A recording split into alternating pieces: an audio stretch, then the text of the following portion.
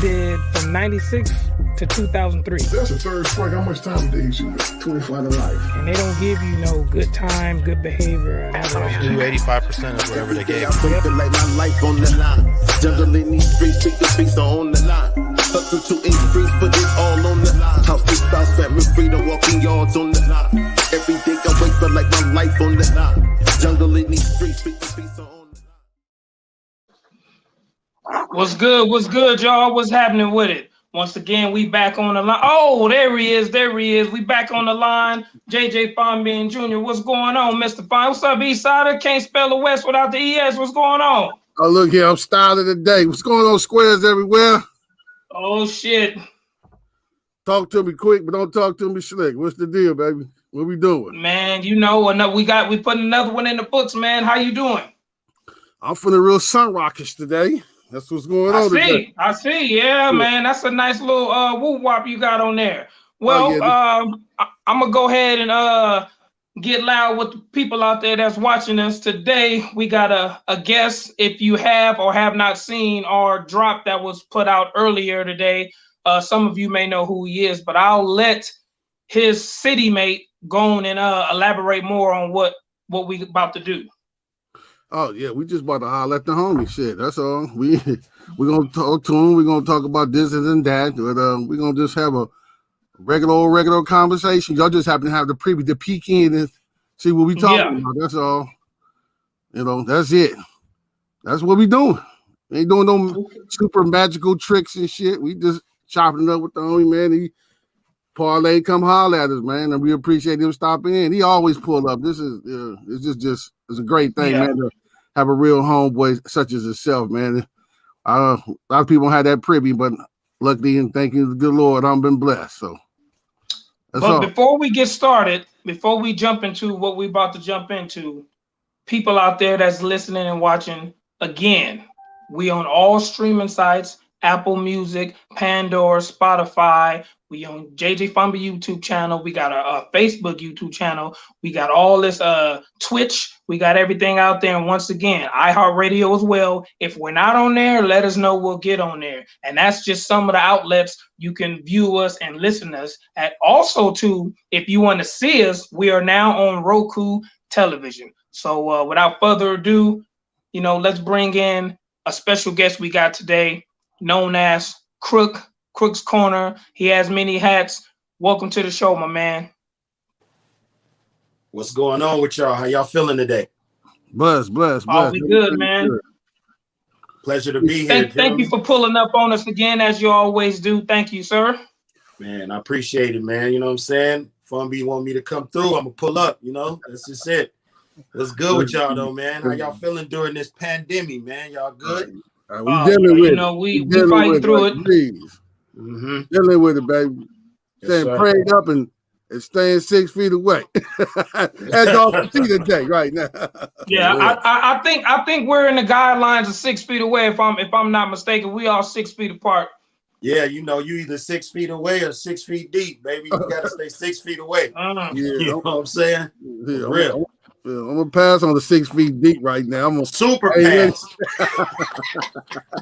I'm gonna pass on that one right now. Whoa. I ain't rushing for that line, man. I don't want to catch that chain. I'm good right now.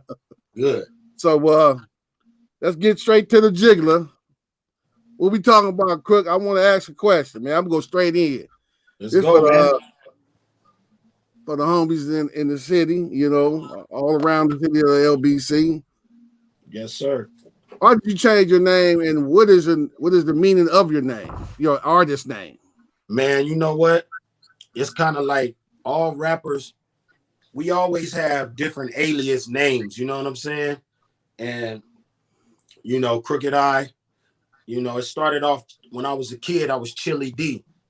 You know what I'm saying? My name is Dominic, right? So when I was a kid, it was Chili D. I was one of them little dudes rapping around 8 years old, 7 years old, 9 years old. All the older people would be like, go on and do some of that rap. You know what I'm saying? Because I was doing this since then. You feel me? But it was Chili D. Then, you know, the Crook came and stuck to me. The King Crooked, I really got, man, you know what? Tamir Rice, bro. I saw what happened to Trayvon Martin. I saw what happened to Tamir Rice. They rolled up and they just really just did a drive-by on a 12-year-old. You know what I mean? The police did in Ohio. And it just made me want to get real rebellious with my art and really just start telling people even more about. We was already reporting from the corners and telling people what was going on, but it just really touched me, man. It moved me. It did something to me when I saw that videotape of that 12-year-old, you know what I mean, get hit by the police a couple times with them pistols, man. So long story short, I went into the booth, man, and I started this album called Good versus Evil. And, you know, I just was like, you know what? Now it's time for me to put on a different hat for this particular chapter of my career. This is King Crooked. This is Martin Luther King and Malcolm X mixed together. That's why it's KXNG. It's Martin Luther King and Malcolm X mixed together type of rebellious message, but a message of justice and equality for our people. You know what I'm saying? So I knew I had to put on a different hat to deliver that message and go all the way in. And that's just all it was. But, you know, Crook, King Crook, whatever, you know, I'm good with the names, man. It's more about just the music and the art. You know what I'm saying? Gotcha. Totally understand. Another question I want to bring up to you, man. So several years ago, I don't know if it's been that long, we'll just say 7 years ago, that you and I had to just have several kind of discussions up at the studio. Yes, sir. And while up there with our homeboy, but you really have, from what you had said, it appears to me that you are on your course. That's what I want to say. And you're doing a great job at it, homeboy. Thank you. Hey, motivation. Never laughed and thought I'd be sitting here doing this. This wasn't in the script right here. Yeah. Come on, man.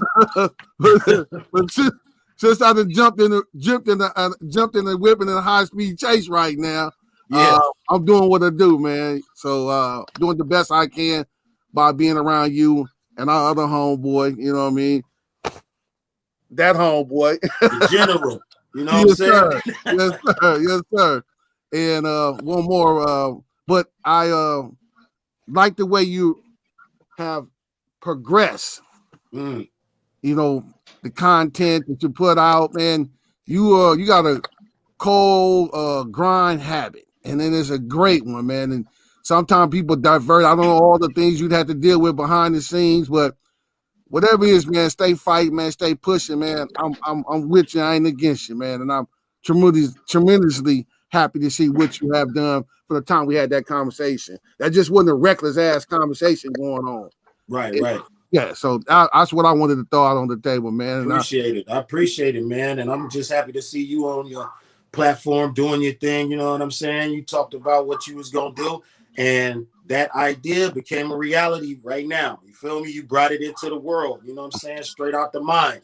You know what I'm saying? So that's just greatness right there. You know, that's the makings of greatness. You know what I mean? So yeah, I'm loving it right now. You know what I'm saying? We sitting here rapping, talking on your platform. You know what I'm saying? You guys invited me to be a guest here, and I remember this was just an idea. Now it's a reality. You know what I'm saying? Yeah. It's a trip, man. I trip off of it, man. But I ain't gonna. I'm learning from, you know, learning as I go along, man. And I'm grateful. But once again, I thank you for all the support you have with the voter registration. You came out, everything we asked you to participate with. You've been on point, man. I appreciate that.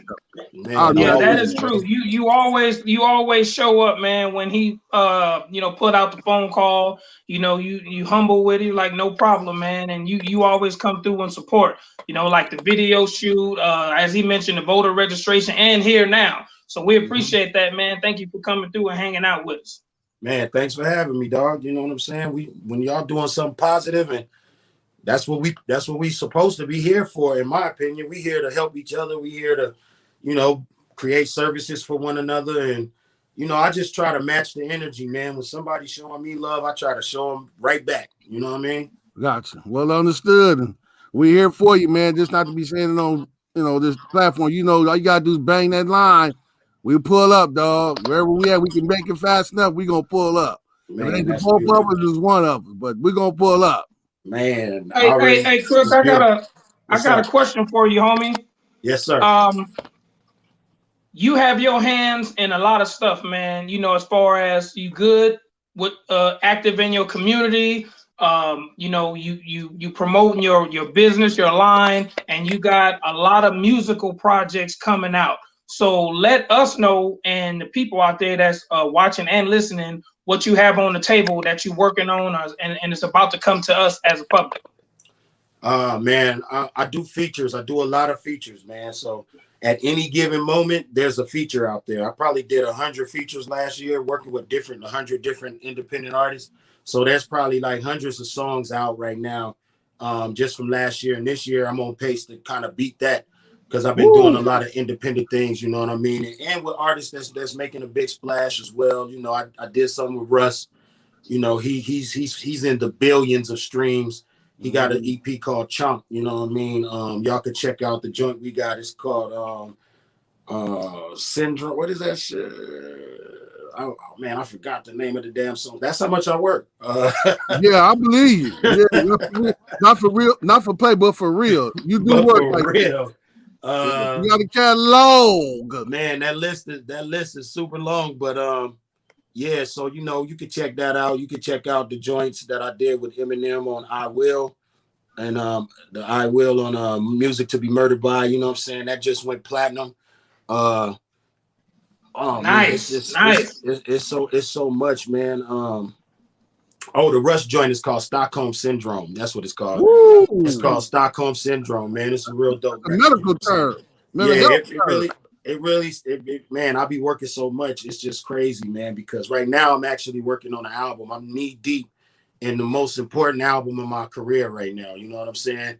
And it weighs heavy on me when I wake up and I think about it before I go to sleep. I'm just really tapped in right now to this particular project, because after I give them this project, I'm gonna move out the way for a couple years. You know what I'm saying? So it's gonna be like, wait, time out, man, time out. You say you moving out the way as far as you gonna chill out on recording music, or what you mean by that?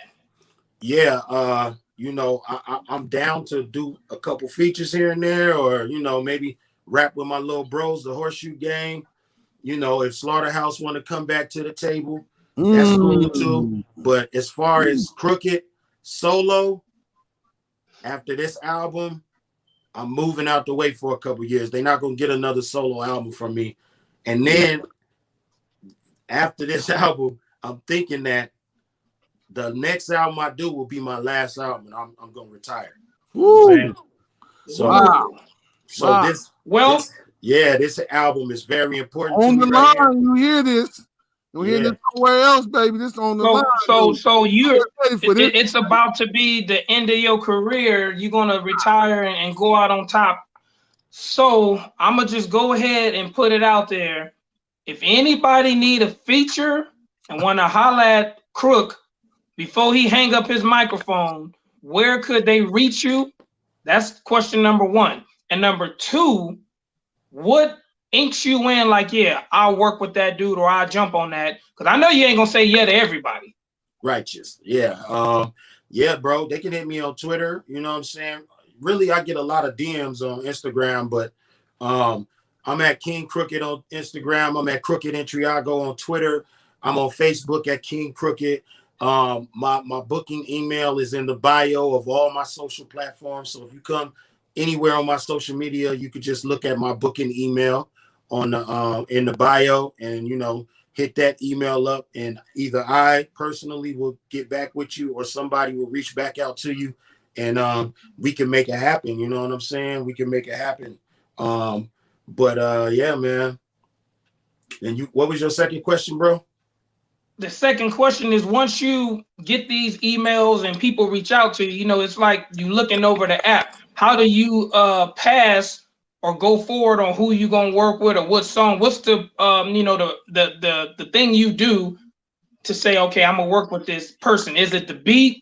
Is it his prior music, or if he's new and haven't even established himself yet? How do you go by saying I'm gonna sign on to that? It all depends, man. Sometimes it's different. Sometimes it's the passion of the email. You know what I'm saying? Somebody hit me on the email and they just give me like a real passionate pitch. Like, yo, I'm out here. I'm really trying to make this happen. You know, this is my dream, you know what I mean, to be an MC and all this other stuff. Like, if it really hit me, then boom, you know, that might be what motivate me. Sometimes if the artist isn't that developed yet, you know, instead of turning them down because they don't sound like they all the way ready, I'll be like, yo, I'm gonna jump on this joint with you, but I want you to see the difference and how I'm coming and how you coming. I want to inspire you to come harder. You know what I'm saying? So, you know, it all depends, man. But I've been blessed to do thousands of songs with thousands of artists, man. And I rarely turn people down unless they make a song that's probably disrespecting somebody, you know what I'm saying, or things of that nature. Then I won't be involved in that. You know what I mean? Because, you know, I don't jump in other people's beefs. You feel me? So yeah, that's very fair. That's very fair. Now speaking of jumping on something, I was able to be at the video shoot, which is out. The song is out right now, and it's buzzing, which is Bar Masters. Yeah, you are on Bar Masters. Now, how did that come about? I was at the video shoot, but I wasn't there in the making of Bar Masters. Hey man, you know, same thing. You know what I'm saying? Fomby was like, yo, Willie want to get with you on something, you know what I'm saying? And then Willie hit me up. And, you know, Eric Lee, he produced it and he rapped on it. He's a very talented brother from Long Beach. You know, Willie was part of the Long Beach movement, you know what I mean? So I had my eye on him when he was doing this Long Beach movement thing, you know what I mean? And just even before that, you feel me? Just always keep an eye out for everybody in the city that's doing their thing, because I really want to see them win. I want to at least see them, you know, get to travel the world with their talent, you know, take care of their family and loved ones, you know, have a shot. So, you know, once they said, let's do it, it was all good with me, you know, as long as I could fit it in my schedule, I'm rocking out, you know. And they came with a fire beat and them boys let loose on the mic. And, you know, we liked the song. So it was time to hit the video set. So we just went to the video set, you know what I mean? Long Beach was in the building and we did what we love to do, what we was born to do, you know what I mean? We got out that microphone, man. It's Bar Masters. Everybody that's watching right now, you could go to my man Willie Mammoth on IG, check his bio out, click on there, or you could go to YouTube and search Bar Masters, you know what I'm saying? And listen to it. It's fire.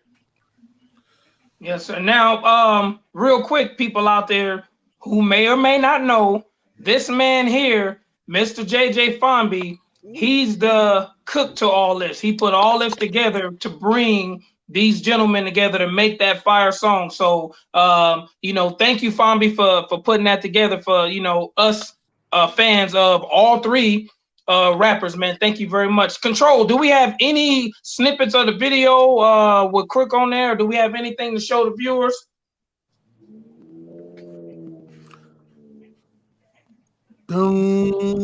Probably not.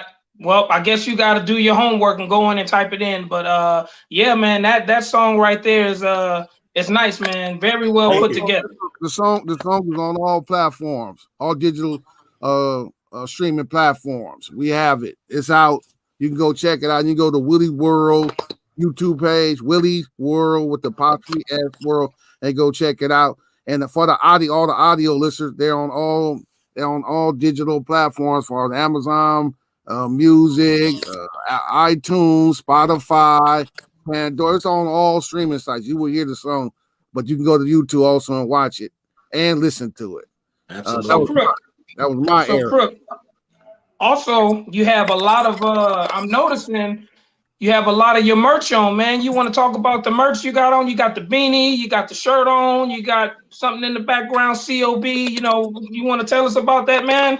Yeah, this Kabiana in the background. This Kabiana, she got the ski mask on, the COB ski mask, you know. That's young Kabiana right there, you know what I mean? She always in the back watching. You feel me? But peaking, yeah, not nah, speaking. circle of bosses, man. You know what I mean? It's what it is. This is our life, man. Like when I left Death Row Records, right? I was like, yo, I can't no longer keep getting these record deals. I need to boss up on my own. You know, I need to be independent. I need to go out there and stand on my own 2 feet. So I had this clique called COB, and we decided to bring the clique into the music too. Now, some of the COB members rap, some don't. You know what I'm saying? Some have different jobs. Some was in the streets, and used to be in the streets. Now they're trying to help the community. Like, it's a large organization that we decided to take off of the tattoo and bring it from the tattoos to the forefront.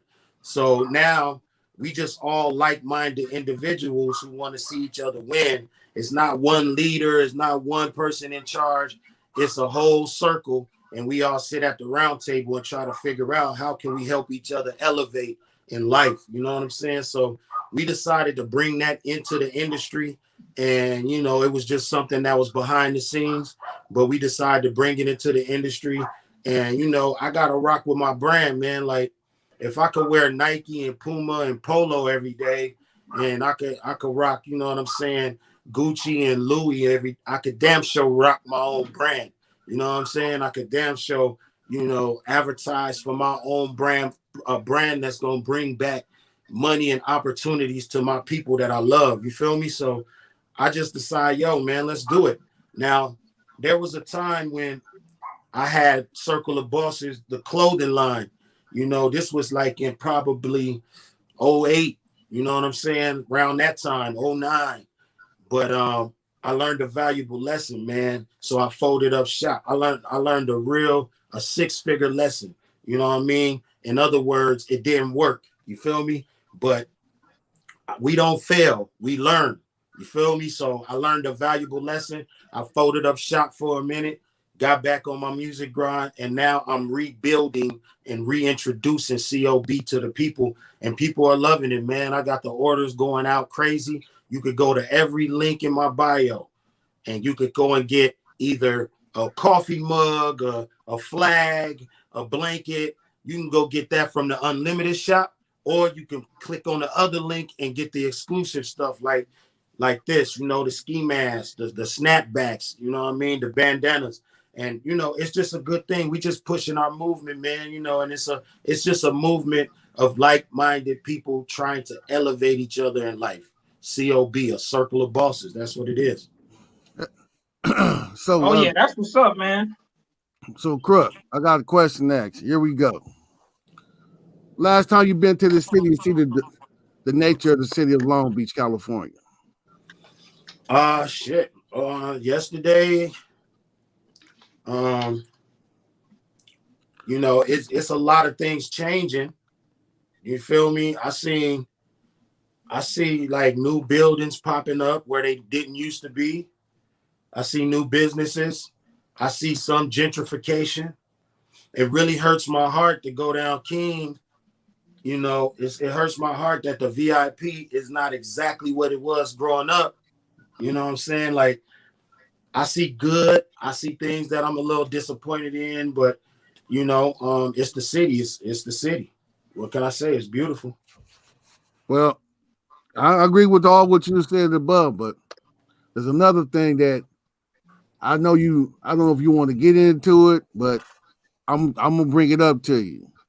It's dealing with the homeless in the city of Long Beach, how bad it is, how the aggressive panhandlers are on Pacific Coast Highway, in the 6th district, and around, not just in the 6th district, all around the whole city, but all down Pacific Coast Highway, all down Anaheim, how aggressive they are become. I think that, and it's also in other cities as well. It just looked like it's real bad in our city because we never seen nothing. I've never seen nothing like that before. I'm 50 years old, and I've never seen Long Beach look like that before, man. It is way out of control. So I just brought it to you to open up discussion about what you felt about it, and have you really seen the progressive of homelessness? You traveling about and through the city of Long Beach. Yeah, I have, dog. And you know what's so crazy? I was coming down Atlantic, I think, and I seen a homeless family. You feel me? Not just one person. It was a man, woman, and child. You know, they had a blanket laid out in a basket. So I said, all right, I'm gonna go in to the store, and when I come back out, I'm gonna shoot them some bread. You know what I'm saying? On my way back down Atlantic. And when I came back down Atlantic, they was gone. I was kind of mad at myself that I didn't just put the store off, bust the U-turn, and make that happen. You know what I'm saying? Because I'm real passionate about homelessness, dog, because I was homeless. You know what I'm saying? I was homeless in the city. I remember when my mom's moved back to Oklahoma, because my mom from Oklahoma. And I was young, dog. I was like 15, 16, and I ain't want to move back. I ain't want to move to Oklahoma with her. So I stayed with some people in my family. They got hooked on drugs real bad, lost the whole housing situation, and I was homeless and shit. You know what I'm saying? So my homeboy had a bookstore on Atlantic and Hill, right across the street from Burnett. And it was red, black, and green. You know what I'm saying? It was called the Huru Sasa. That means freedom now in Swahili. Now, this homie right here, he from Watts. You know what I'm saying? He grew up in the Jordan Downs. But he went to college on a football scholarship. And he came back to Long Beach. He came to Long Beach and opened up a bookstore with a bunch of Black consciousness type of books in there. And he would always try to get the young people on the east side to come in and just check it out and kind of give them some Black history. You know what I'm saying? So he let me live there because I told him one night, I'm like, man, I'm out here sleeping on the streets right now. And I was a teenager. You know what I mean? And he was like, yo, man, you could come in here. You could sleep in here after I lock up. So I used to sleep inside there. And then I would move around. Long story short, I understood the homelessness. You know, I had a couple of homies that was homeless too, in and out periodically with me. You know what I'm saying? From the east side. You know what I'm saying? And coming out of broken homes and, you know, moms and pops, you know, they own that dope or whatever, and, you know, all types of situations. So, you know, I have a soft spot when it comes to being homeless. I done slept in shelters. I done lived in abandoned houses for a couple weeks, you know what I mean? Squatting. You feel me? Don't got nothing to eat, really. You know, you got to go make it happen. You got to go out. You either going to panhandle or you going to go and you going to go and take something. You feel me? Right. So, you know, I understand that life 100%. And I got a soft spot for it. So now what I do, since I've been blessed to, you know what I'm saying, have a couple things, I go and get like $400, $500 and $5 bills. And I just ride with them.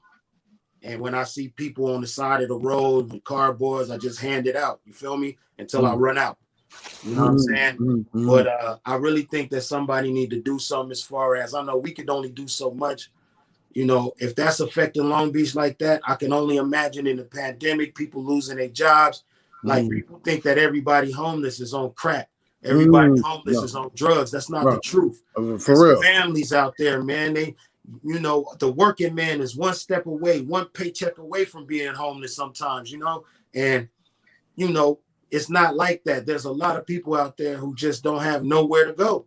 You know what I mean? And we got to do something to try to change that, man. And I think, you know, hip hop need to take that torch, man, and start really talking about that, because hip hop has a powerful voice. We could change things when we unite.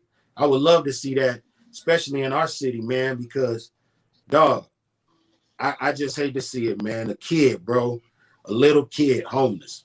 That's crazy, man. Yeah, you know, man, you are right about hip hop being a big voice, and it has been for decades. Hip hop has been a big voice. So if we can, well, I'm not into hip hop, but I'm a fan of it. So if hip hop can get together and make things for, you know, go vote and, you know, HIV awareness and all this whole type of stuff, I think a group should get something going and whether it be prospectively in a city, they town, or whatever the case may be, and just address it, because it's not just here in Long Beach, Compton, Watts, LA, it's all over, man. And however and whenever they got to that point of being homeless, that's irrelevant. It's the fact that what's happening now is bad. Downtown LA by Staples Center, all that is bad. And now during the pandemic, with all these businesses are closed, they just camp out right there. It's horrible, man. It's horrible. And like you said, if hip hop can get together and push some type of agenda for homelessness, I think the ears are open up and listen, because we see it. Everybody sees it, but they don't hear it. You know, we need to put it in their face like we do everything else. You know, and I think, you know, it's going to gradually catch fire, but when it do, you know, things start cleaning up a little bit, because it's bad. It's really bad as far as homelessness goes, and that's a good thing that you're an advocate for trying to clean it up and address it of what's going on as far as that situation in your city, and just not your city. You feel that way about everybody's city who has that problem. When we go on tour around the world, we see homelessness around the world, bro. You know what I'm saying? That's one thing that touring exposes you to, a lot of different shit. You see homelessness all around the world, man. Like, but the funny shit is so crazy is, as bad as New York is, my homie Joel Ortiz from Slaughterhouse, I took him to Skid Row. Woo. He said he ain't never seen nothing like that in his whole life. Now think about it. He from Brooklyn, New York. You already know it's crazy out there. He's never seen nothing like Skid Row in his whole life till I took him. That's how bad it is. And being from the West and going downtown LA as a kid, you used to see stuff like that. Skid Row been around forever. They used to have a place down there called the Mission. I don't know if that's still going on, but being a kid going down there, it's bad, man. It's really bad.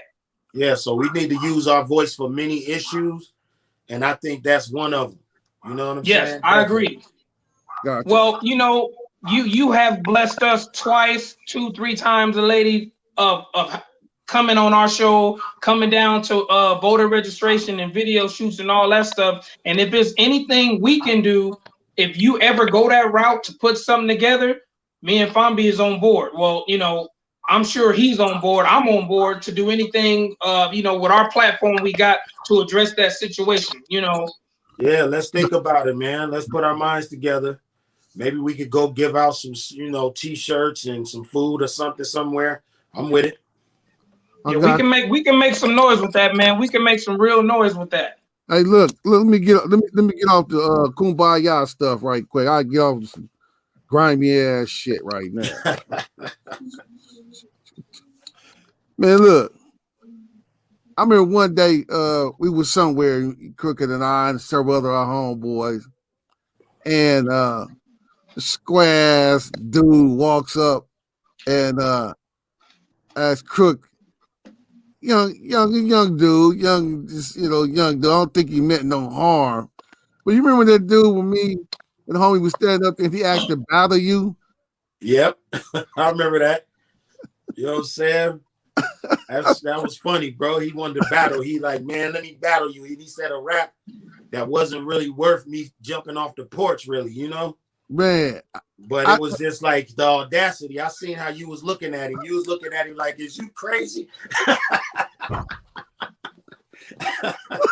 Hey man, there's always one in the crowd, man. You know, even if you like a basketball player, a boxer, a fighter, there's somebody always going to want to walk up to you and challenge you to something, man. You know.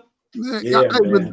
The thing was, to me, I'm still fresh, kind of off the yard, dog. So it was to me correlating that he wanted to fade, right? And I'm saying to myself, I don't know who he was, but I found out who he was. And he didn't mean no harm. But my transition from the yard to the streets, and then he coming up to the homie, I was like, I don't think it was a massive aggressive or nothing like that. It was just the mere fact that you opened your mouth up and said that. Had we'd have been somewhere else, I probably clothes hanging him just from walking up. But I said the clothes hang. That's an old school WWF move, man. Man, all to the throat. Yeah, right. Because, but the thing was, me and the homie, it was Crow. Crow. Me and Crow was standing there, and we look Crow. We know, you know what I mean. So you was all calm. I was just like, this ain't, I'm like, that nigga handled it real good. But then he started. I said, well, I don't think the nigga. I just looked at his whole persona. I didn't think his rap was gonna come out too good, and just anyway. But man, it proved it when he came out. I think we still got it on videotape. I laughed at that shit for, I don't know, just something to laugh at. But man, I just like the way you handled yourself at that time, man. I was really happy, man. For Fomby, man. Yo, look, my days of battling on demand is over, man. You know what I'm saying? I don't battle on demand no more, man. You know what I'm saying? Like, but yo, when I back to Death Row Records, when I was on Death Row, Suge, he used to make people who wanted a record deal, he'd be like, yo, if you could beat Crooked in a battle, I'd give you a record deal right now. And I used to hate when he did that because I was young back then, so I was super hungry. And it was like, I'm not finna let nobody beat me on no battle shit in front of the nigga that's got to put out my records. You know what I'm saying? So, so I was like, yo, I go in, you know what I mean? And he's done that. He did that for at least 5 or 6 times. And then the rappers would get mad at me because they would feel like I just stopped them from getting a dream record deal with Death Row Records. You know what I'm saying? So now I got rappers hating me, that I don't even know. You feel me? But he used to do that though. You know what I'm saying? Like, I got you. Going back to Death Row, when you left Death Row, parted ways, or whatever happened, some people leave bitter, some people leave mad, some people leave, not taking nothing with them as far as a learning experience or any education. What did you leave with?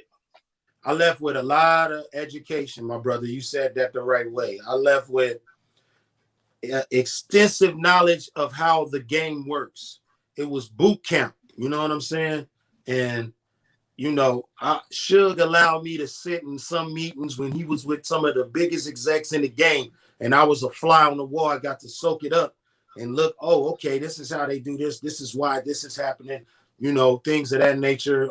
Talking Russell Simmons and Leor Cohen, and just different executives that were moving, big major artists, and I learned a lot, from that standpoint. Then I also learned, from the negative things that was going on. You know what I'm saying? I learned how to maneuver in the streets as a target. You see what I'm saying? Because the affiliation with Suge made everybody a target. You feel me? Damn sure did. So, I learned how to move, at being young and having to be a public figure, trying to become this big public figure.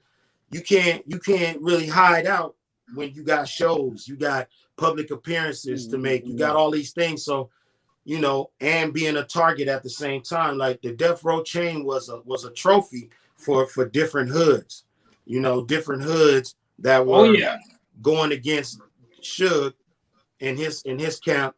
They saw the chain as a trophy, and if they could get it off you, it didn't matter how they had to get it from you. You feel me? So I remember those days, man.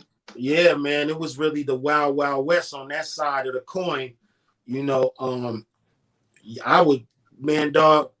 I got into so many things, and issues and situations behind being on Death Row Records, because you gotta understand, I was on Death Row longer than almost anybody. Even though the other guys, blew up, Tupac, Snoop, Snoop dropped 2 albums on Death Row. You know what I'm saying? And so did Pop, before his untimely passing. But I was on Death Row down there 5 years. You know what I'm saying? So you was in the beginning stages then. Well, I was right after. I came to Death Row when Suge was still locked up in Mule Creek. Oh, okay. He was serving like 2 more years. He had like 2 more years to go. He was in Ione, California. I did my deal at the penitentiary on a visit. We talked and discussed what we was gonna do, and you know, he was still in there for 2 years while I was on the label. So, long story short, yes, I learned a lot on the business side. You know, his enemies taught me a lot on the street side, and when I left the label, it was like a business decision because they were blackballing that man. They didn't want to ever see him rise to power again. When he got out of the penitentiary, they felt like we're going to give him a window of time to see if he has changed or is he the same. And he said he not changing nothing. And a lot of people try to block him. Powerful industry players try to block him, and that would affect my career directly. Yep. I was getting, you know, they wouldn't let me do the summer jam.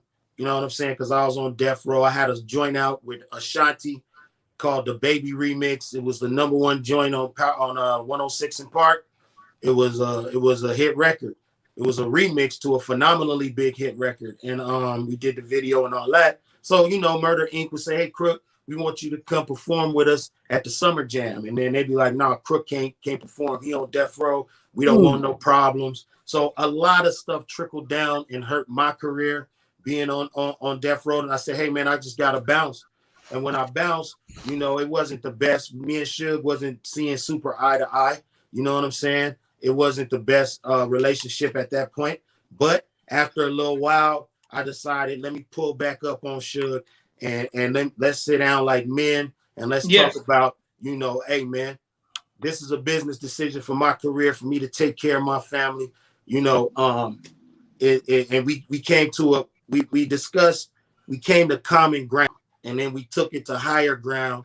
And I ain't never really got in the media and said nothing negative about Suge because he tried to give me a shot. You know, it just didn't work. You feel me? Mm-hmm. And, you know, anybody who try to help me feed the people I care about, I'm not going to badmouth them in public about nothing. Mm-hmm. You know what I'm saying? So I would run into him, you know, before he got incarcerated this last time. I run into him at parties. We be laughing, talking. It's all good. You know what I mean? And he called me one day when I was at Eminem's studio, standing in the kitchen. And he like, "Yo, Crook, I heard you with the white boy." That's what he called him. You know, he's like, "I heard you with the white boy." He said, "You know, I'm glad you with the white boy." He said, "I'm glad you with the white boy." He said, "I'll never stand in the way of any progress in your career." He said, "Eminem is one of the greatest lyricists, and so are you. And he's going to understand what to do with you. So stay over there rocking with him, and it's all love." You know what I mean? And I hung up the phone, told Marshall, you know what I'm saying? And we just had a cool relationship, you know what I mean? Rest in peace to Mama Knight, his mom. You know, I had a cool relationship with her, and I'm just not into that. If I got some bad blood with somebody, you know, I'm not going to get on rap magazines and rap music websites or my Instagram and talk bad about them when they try to give me a shot, man. I just say I can't do that.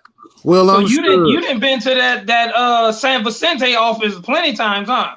Hey, man, well, you know, they had my billboard sitting on top of it. You know what I'm saying? Yeah, and people used to laugh because, you know, Hen Dog, rest in peace, Hen Dog drew this picture of me on a toilet stool like I was taking a shit on a rap game. You know what I'm saying? I remember seeing that. Hey, billboard. That's why I brought that up. And all the kids, that's why I brought that up. I watch the kids. I be up in the office looking out the window, and the kids would be coming home from school with their backpacks on, pointing up, laughing like look at this billboard, like it was entertaining to them and funny. And you know, they got an iconic picture of when the SWAT raided the office. The SWAT was standing by my billboard on the roof, you know what I mean, with the M16s and all that. You know what I'm saying? It's like a real iconic hip hop photo. But yeah, man, San Vicente, you open that black gate. Welcome to the jungle, baby. They in there. Hey, you know what's funny about that office, man? I passed by that office, several times, going to the Beverly Center or whatever, But what's funny about that, it's like a job. When your job call you unexpected, oh, you got to come down here. We need to talk to you. And you like, fuck. It's like getting that call and you got to come to the office, man. You like, fuck. When you go to that office, man, you don't know what to expect. Because it's beautiful on the outside and it's in Beverly Hills. And he was the only black man who had a piece of property of that magnitude in Beverly Hills at the time. And it's a beautiful thing. But when that gate opened, it's pit bulls, gang members, and lowriders. You know what I'm saying? Well, hey, you have had 2 careers. You survived, death row and all the antics and stuff like that, and surviving just normal life. Because like you said before, being on death row, how you was a target and couldn't go here. It's like being a gang member. You know what I'm saying? It's like being a gang member, like you from so-and-so. Man, it's just crazy. Yeah, dog. They brought it to the crib. I had to move my loved ones out. You know what I'm saying? Like it was really real, man. It was real, and it's a period in my life that I was really paranoid. You know what I'm saying? I was really I had to put motion lights around my crib. I had to cut my bushes down. You know what I'm saying? It was really like that because they was at war all the time. And we was going to funerals, man, you be in the studio laughing with somebody, having fun, drinking vodka and cranberry, listening to music. And the next day they be gone. They got caught up and it's like they was knocking people down and it was just bad, man. It was a really crazy part of my life to just try to figure out how to be successful in that environment. You know what I'm saying? But on the flip side, we was going to Hawaii, renting convertibles, driving around Maui and Honolulu, you know what I mean? Going to New York, balling out at the Four Seasons, get the whole top floor, Jay-Z knocking on my hotel door because he want to holler at me about some music, should play for him. And, there was a big upside too, you know what I'm saying? But it was a big downside, you know what I mean? So it was a crazy part of my life, man. And I thank God I was able to walk out of there, you know what I mean? And still be intact because, a lot of people didn't, man. A lot of people didn't make it out of there. Yeah. We all 3 sitting on here know, the ramifications of what happened during that period of time, the 90s, all that going on. But yeah, man, thank God you made it out of that with some beautiful stories, good and bad. Mm-hmm. Yeah, I got something to ask you again.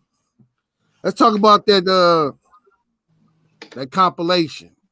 I call it a classic compilation from Long Beach. Yes, sir. I don't know your hardcore fans probably know which one I'm talking about. They really students of King Crooked. Talking about that 19th Street compilation album. Yes, sir. I gotta talk about it, dog. Let's talk about it, man. 19th Street compilation, dog. I just transitioned from being homeless to having a spot. My older brother let me move in with him on 20th, and he had a spot over there. And he had just got a new spot over there, so I moved in with him. And me and my brother Dice was walking down Atlantic, and Big C Style and LT Hutton pulled up on me, and they was like, "Yo, man, we doing a compilation. We got a major deal for it on the table. We've been looking for you." You know what I'm saying? Because after you did that cipher with Snoop and them was like, "Man, Style, you gotta fuck with Crook." So Style was like, "I was looking for you, man. So I'm glad I pulled up on you." I said, "Well, where y'all going right now?"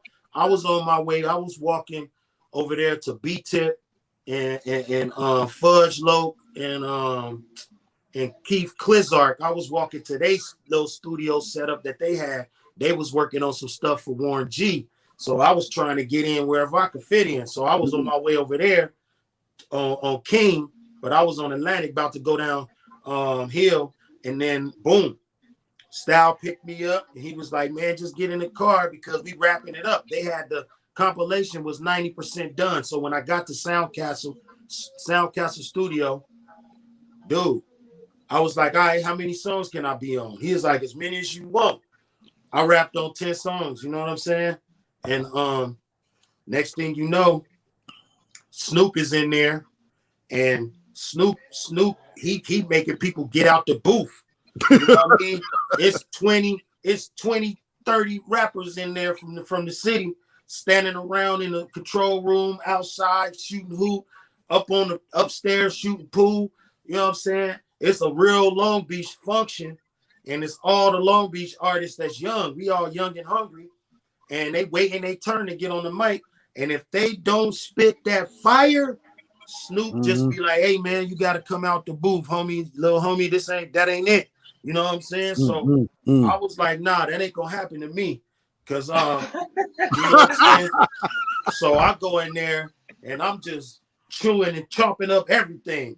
And some of the homies, the older homies, is like, "I don't know what you saying in there, cuz, but your shit sound hard." You know what I'm saying? So, you know, I just kept on going and going and going and going. I was like the Energizer Buddy. I wasn't stopping for shit. And I talked Could nobody pull you out the booth? Nobody can pull me out that booth. I'm on top ramen. I got a GR card in my back pocket. I'm sliding at the check cashers. You know what I'm saying?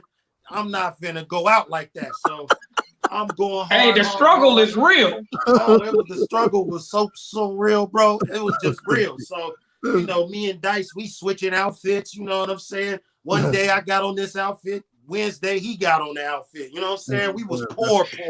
You know what I mean? So, yo, I went in, man, and long story short, I talked to Dog. I said, "Hey, Snoop, what you think?" Because he never said nothing about me. He always talked to everybody. I said, "Dog, what you think?" He was like, "Man, I ain't said nothing to you because you cold. I ain't got to say nothing to you." I was like, "All right, I'll take that as a great compliment." And, you know, the album came out. We did a video. Nowhere to run, nowhere to hide. It was nowhere to run, nowhere to hide. You know what I mean? I jump out the Cadillac on switches online. You know what I'm saying? A young nigga just start spitting doing my 1-2. You know what I mean? And it was just like, yo, man, we about to get on. You know, because it was C Style really. He touched a lot of people's careers in Long Beach. You know, Big C Style. He did. He did. Almost everybody in some form or fashion in the 90s. Big Style had something to do with connecting them to somebody or helping them get to the studio or giving them a little bread until their record deal is finished or, you know, bringing the record deal to the table. He had a lot to do with everything. So it was only right that we all supported him on his compilation. And, you know what I mean? 19th Street compilation, man. It's a classic, man. And it birthed me. You remember who all was on that compilation besides yourself? Hell yeah. You know, we got Coke Loke, rest in peace. He was on there. McGruff, rest in peace. He was on there. Lil C Style, you know what I'm saying? Free Lil C Style, he was on there. Badass, rest in peace. He was on there. Legacy, the rapper, the female rapper Legacy was on there. You know, J Money was on there. My brother Dice was on there. Technique, you know what I'm saying? He was on there. Lil J, Shorty K from the Low Lights was on there. Show Shop from the North Side was on there. You know what I mean? Bo Rock came and slid a few hooks. Trey D was on there. You know what I'm saying? And Snoop was on there. But Suge put the politics in the mix and was like, "Hey, man, I ain't clearing all that, man, you know, and, you know, I need you to be doing this." So we had to pull Snoop off of a couple joints because we couldn't get the clearance. But, and my man Lil Tip was on there too from the West Side, LA, you know what I'm saying? So it was a whole bunch of us. We all had dreams. LT Hutton produced the majority of it. For those who don't know, LT Hutton went on to be a super producer, Ashanti, Snoop Dogg. He's the executive producer of the Tupac biopic, All Eyes on Me. This man came from being in a U-Haul down there, just living out of in and out of his U-Haul to being an executive producer of the Tupac movie. You know, that's how far he's come. But he had a couple movies before that too, am I right? Huh? I think he had another movie before that too. I think he did. Yeah, I think he did have his hands in another movie before that too. And Yeah. you know, he's a very successful producer, man. But you know, that day him and Style picked me up to be on the 19th Street compilation. You know, everybody was just struggling trying to get it. I mean, Style was already doing his thing, but you know, everybody else, we was just trying to get it, man. And you know, it was the good old days, man. It was the first time that I had a real project on the shelf. I could tell my mama, hey, you can go in the store and pick up a cassette with your son on it. You know what I'm saying? And it meant everything to me. Yeah, it was a fire. Because let me ask you this: when you mention somebody like C Style, you know, those guys come far and few and in between. When they look at you, they want for you what you want for yourself. Not on I'm gonna come up off him or I'm gonna get him. He really believed in everybody he associated with and put them on. Yeah. Why man. there's no guys like that now? What happened to those type of guys like, you know, C Style? Well, I mean, you know, I believe a lot of them were purposely ran out of the game. You know what I'm saying? Because the game has an agenda sometimes. They don't want to empower people like that because people like that will help empower others. And they want certain types to have access to power. They want you to have a certain kind of mindset.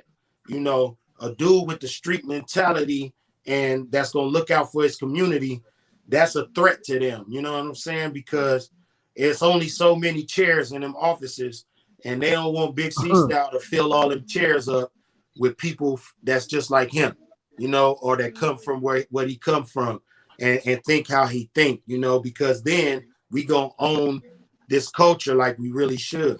You feel me? Solid. Yeah, that is true. I got something else to ask you. Let me hit you with another one. What you think about our leaders today, our African American or Black leaders?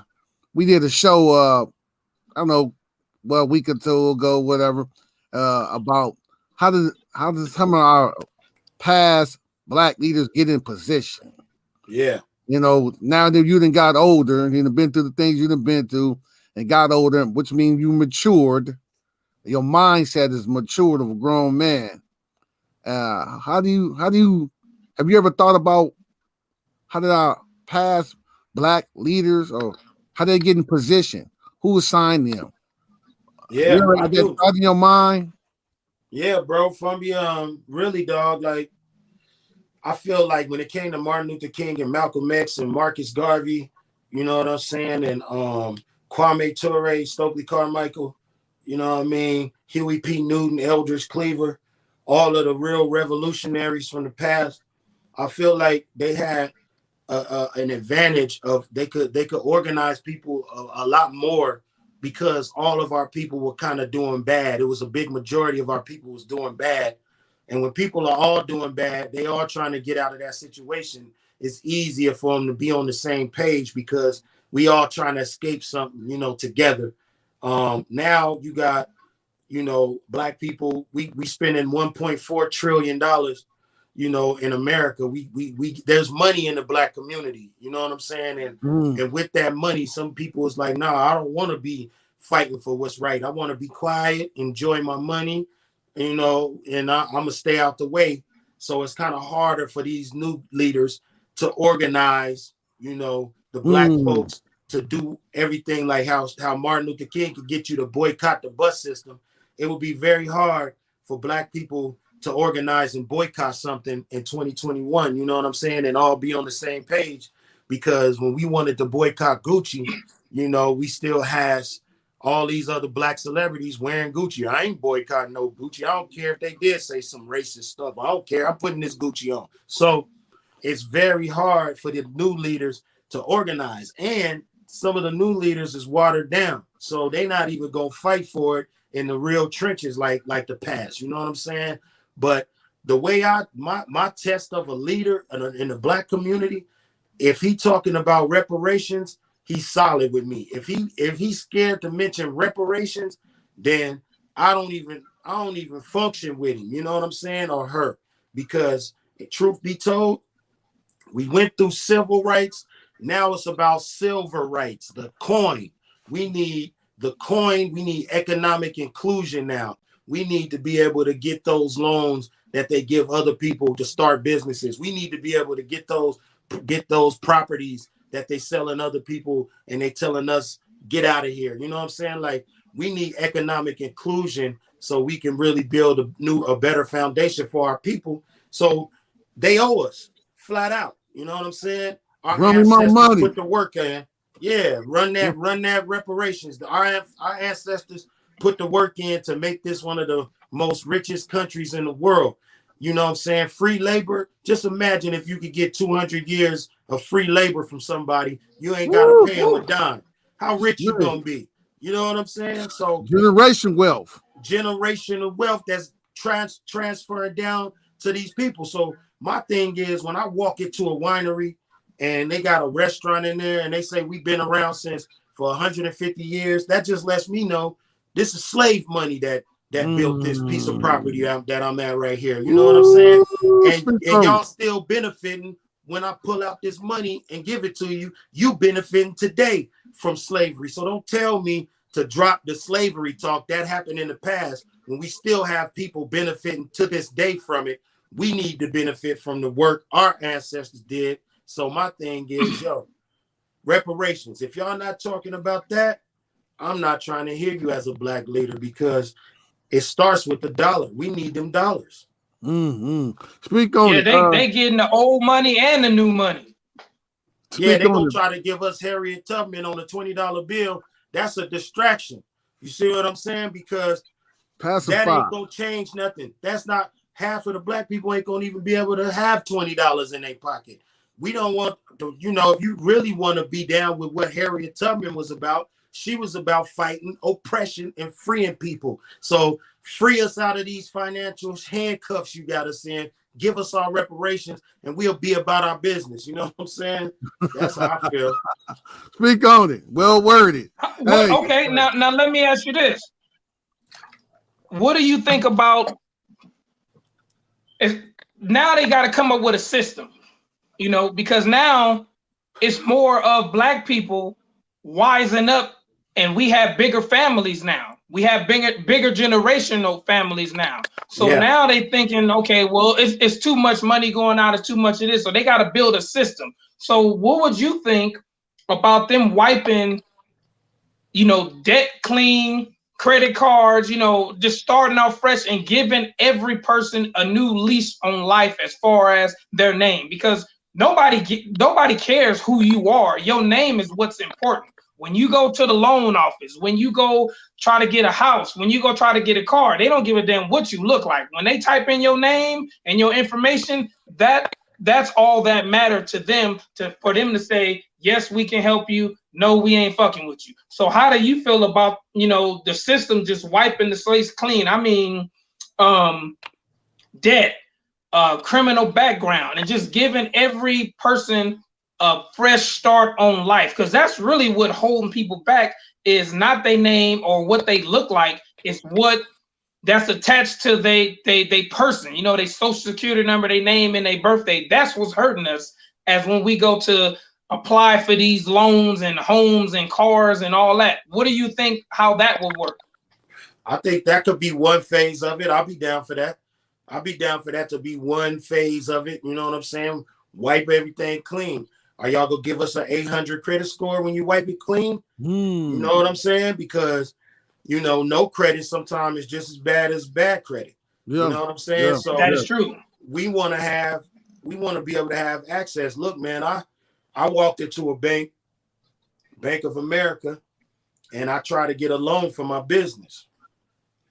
They told me no, and I had more money in my account at Bank of America than I was asking for.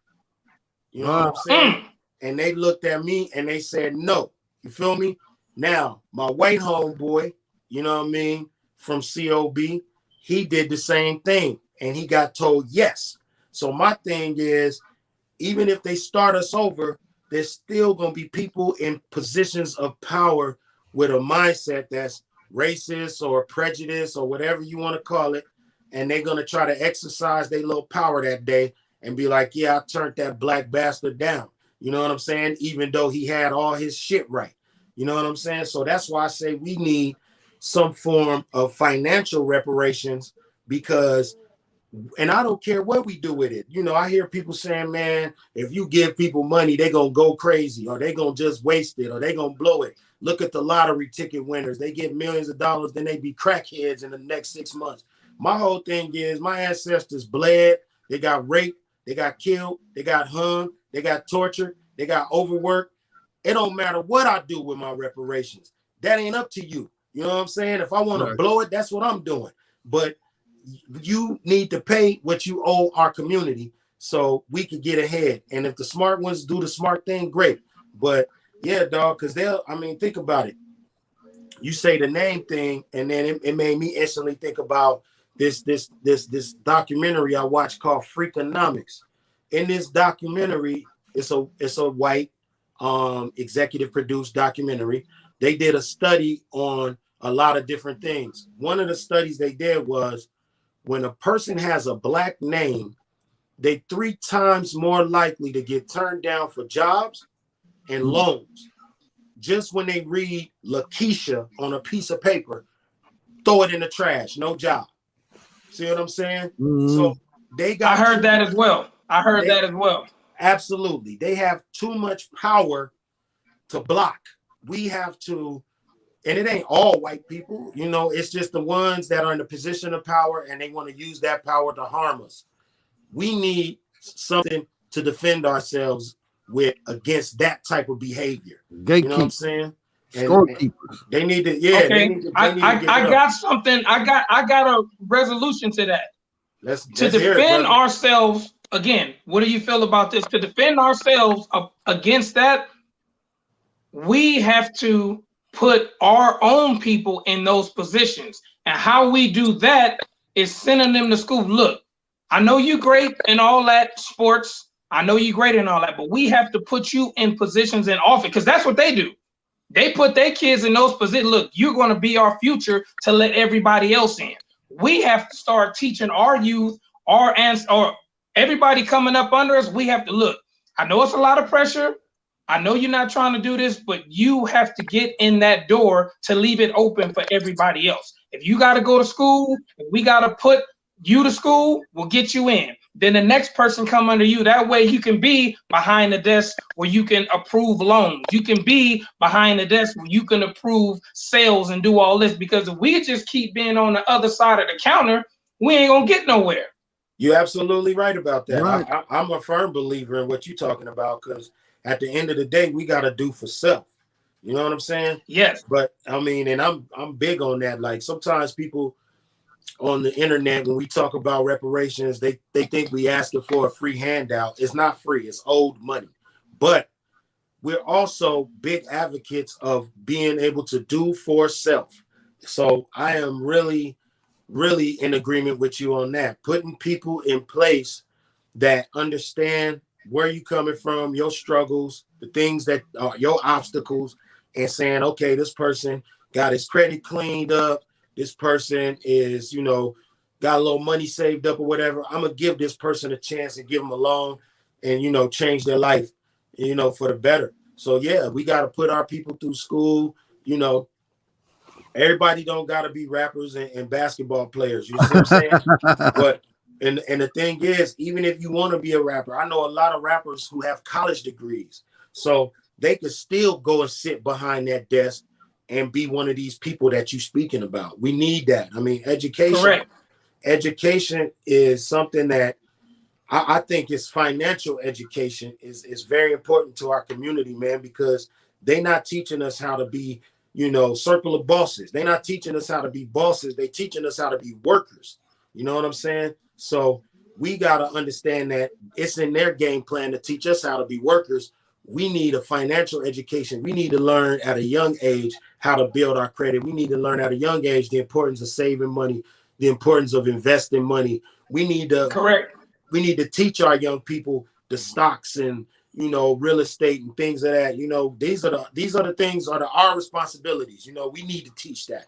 but it's very hard to do it within a system that's set up to teach you how to be a worker. That's just that's what it is. And it ain't just for black people. They want the middle class to always be workers. That way it keep the 1% on top. The 1% will own everything. The middle class will work for all the businesses. And then the lower class will just, you know what I'm saying, try to get in where they fit in. So we got to understand capitalism. We got to understand finances. And we got to go in and do for self. So I'm with you on that. Thank you. So when you start off doing that, it starts at a small level. So when you have grandkids, nieces and nephews, even when I was a kid, my grandmother took me to the bank. She showed me, this is why I'm filling out a withdrawal slip. This is why I just can't go get money out. I have to put it in order to take it out. These are steps you got to teach, your kids. When I'm filling out bills, hey, come sit here. Look at this. This is for this. This is for that. I'm teaching you this because later on in life, this is the stuff that you're going to have to do. Yes, you can't trust nobody to do that for you. You're going to have to do it yourself. So if you a parent, grandparent, or some type, even if it's an adult, look, man, I want to show you the books. And that's how Magic got to where he is, because Jerry West showed him the game. He took, look, man, these are the books. That's why we got to get it out. Sometimes in our community, we looking down on the kid that's smart. Like, oh, you nerd, get out of here. You know what I'm saying? Correct. And sometimes we gotta check ourselves on that and uplift that person, and make that person feel like part of the community. Because nerds run the world. So when that person, you know what I'm saying, gets to that high position, he remembers that love he got from the hood community and come back and start showing the hood how to get it. You know what I'm saying? Because we gotta. Even in hip hop, bro, you know what I'm saying? Like a lot of people talk bad about rappers who, oh, them niggas is nerds. You know what I'm saying? And it's like, yo, we gotta start giving it up to the people who take time to learn shit. You know what I'm saying? Got nothing wrong with that. And well, see, even in your position with the COB, that's something that you're gonna build. And you're going to be the spirit of that, so you can be on this side of the desk and say, look, I like what you got going. I'm going to give you an opportunity. Now, what I'm going to give you is yours to fuck up. But I'm going to give you an opportunity. So you're doing something as well. Just like before, when we had a lot of higher up black people, moguls, owning their own record label, owning their own business and distributing company, it's the same thing. It's the same thing. You on that side of the desk to give people opportunities. And you sat in meetings before and seen the lingo and the talk. Before it was all about keep away. They wanted to keep you away. No, we're not going to show you this. We're not going to show you that. That's why I'm a firm believer in whoever you hang around, you got to learn everything you can from them. Because once they gone, they take all the information with them. That's the smartest place. The smartest place in the world is the graveyard.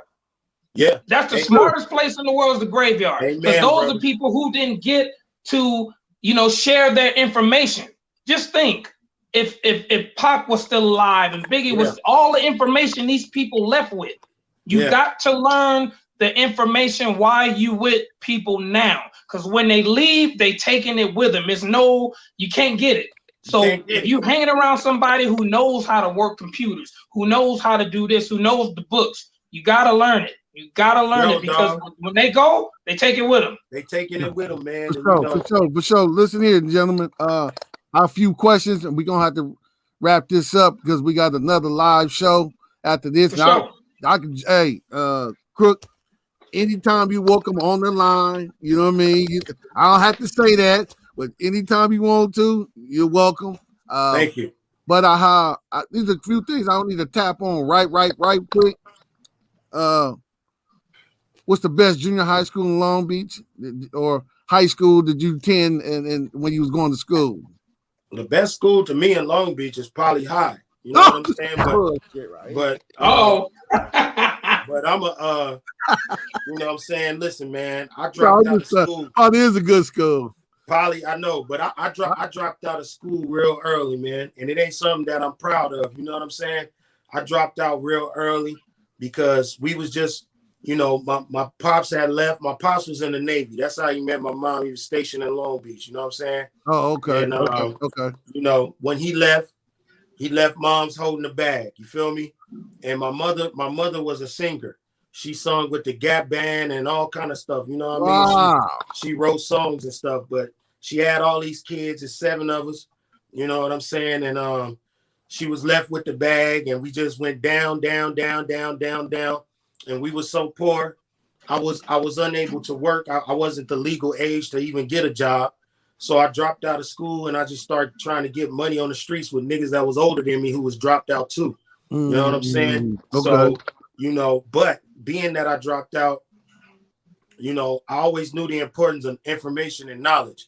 Gotcha. So, you know, I would read a lot and all that kind of shit and try to keep up pace because I didn't want to fall behind mentally because I wasn't in school. So right. That allowed me to go and get a GED when I was 16, you know what I'm saying?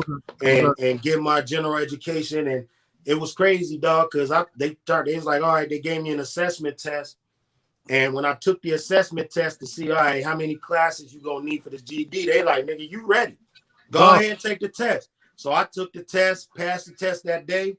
They didn't give me my shit until I was like 17, 18, because they don't give them the 16 back then.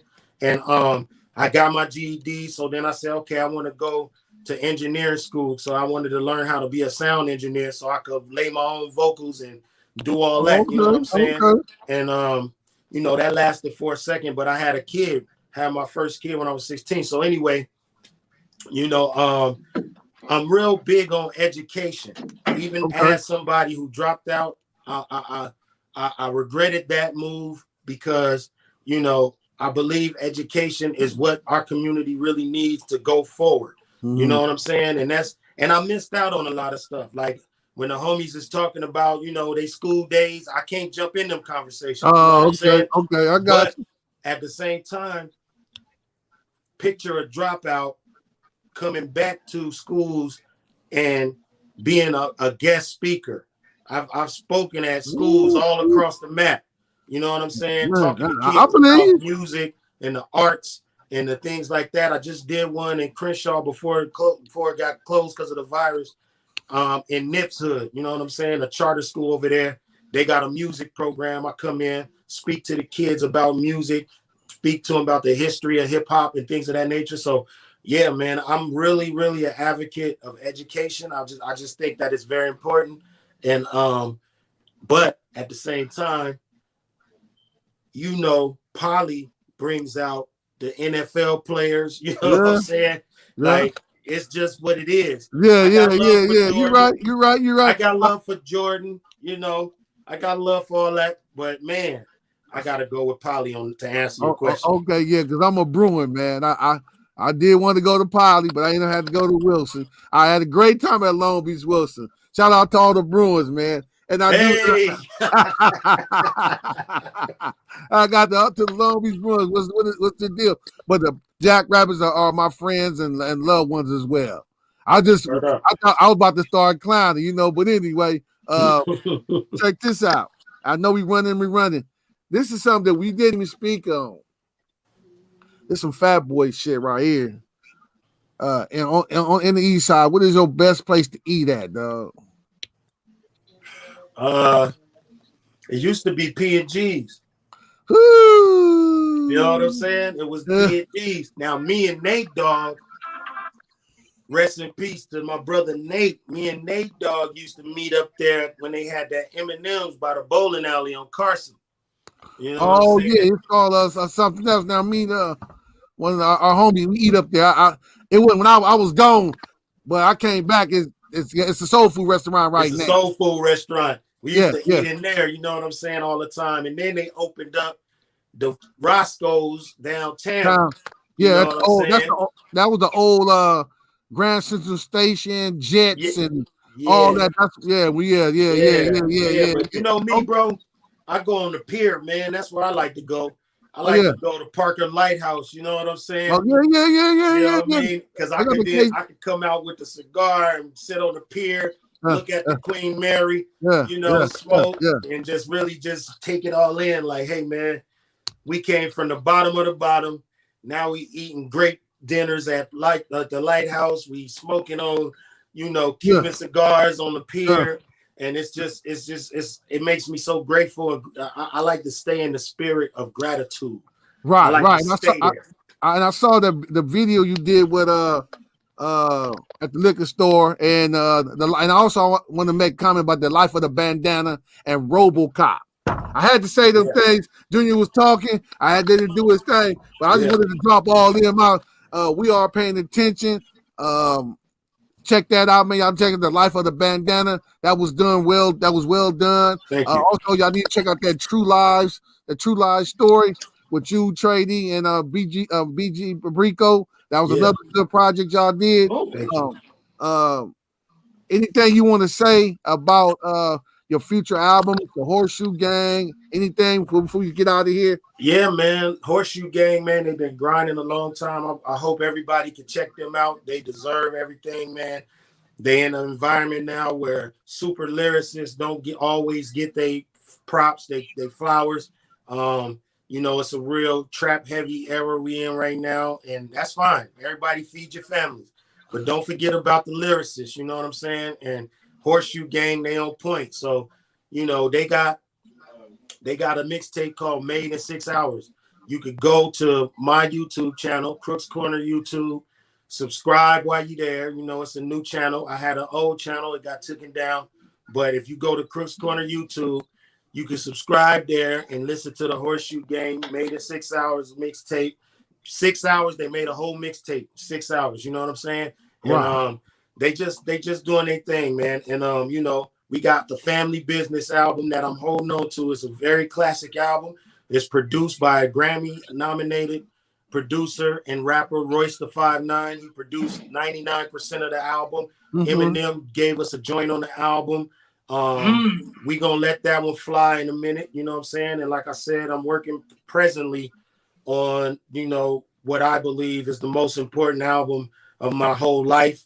So, everybody, if I don't answer texts and phone calls, I'm in that booth. I'm burying myself in there.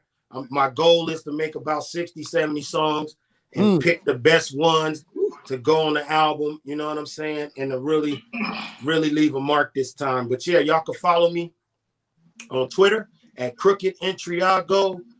Every day we have rap discussions on Twitter. We call the Rap Connoisseurs. You can follow me on Twitter. We talk rap, nothing but rap, because there's so much craziness going on in the world. I want to be a break. I want to be a getaway for people, where people can get away and be like, yo, you know what I'm saying? I could go and talk rap, talk what I love, you know what I mean, with Crook. On Twitter, you can follow me on King Crooked on Instagram, you know what I'm saying? And Facebook as well. And if you're on Clubhouse, follow me on Clubhouse, Crook. We have discussions. We just did a discussion called The Top 3 Greatest Rappers from Long Beach Ever. And that was a dope discussion. Just Blaze was in the room. The producer Bink was in the room. We had some Long Beach homies in the room. We had the ex-Source editor, the chief editor of the Source magazine in the room. And, Royce and Glasses Malone was in the room. And we just sat there and we talked about the greatest rappers from Long Beach. We gave everybody their flowers, though. After we did our top 3, we gave everybody their flowers, from Nate to Badass, to Technique, to Radio and TFA, to, everybody, RBX, you feel me, the 5-footers, Warren G, the Dub Shack, the Hostile Clique, you know what I'm saying? We took it to the West Side, to Nook Dogg when he was doing his thing, and we just gave all the props to the Long Beach people. So if you're on Clubhouse, follow us there. We having rap discussions there too. And man, just thank y'all for having me, bro. Oh, yes, sir. You got it, man. You got no problem. We didn't get to play that Skip That Ad. You remember Skip That Ad, right? Skip That Ad, baby. That's just pure machine gun rap right there. You know what I'm saying? Like, sometimes you break it down and you rap slow and everybody, digging it.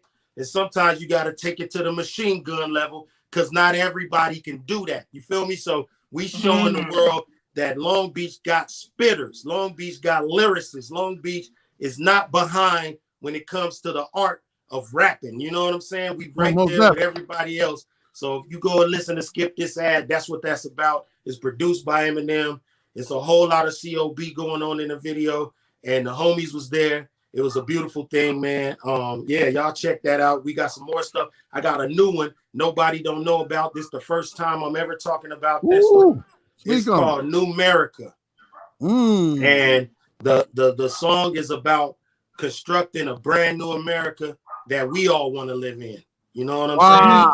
So that's dropping. Appreciate it. Yeah, that's gonna drop probably in another 2 weeks. Okay, before they go listen to that, please go check out that Bar Master on that Woody's World. Check that out. That Bar Master video is A1. They did their thing on there, man. Highly appreciate your services. Yeah. I continue to watch you grow. It's a blessing. Junior, you know what we about to do. What we need to do, dog. Artist Shield, we out.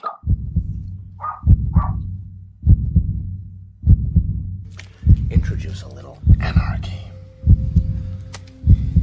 Upset the established order, and everything becomes chaos. Okay, I'm reloaded.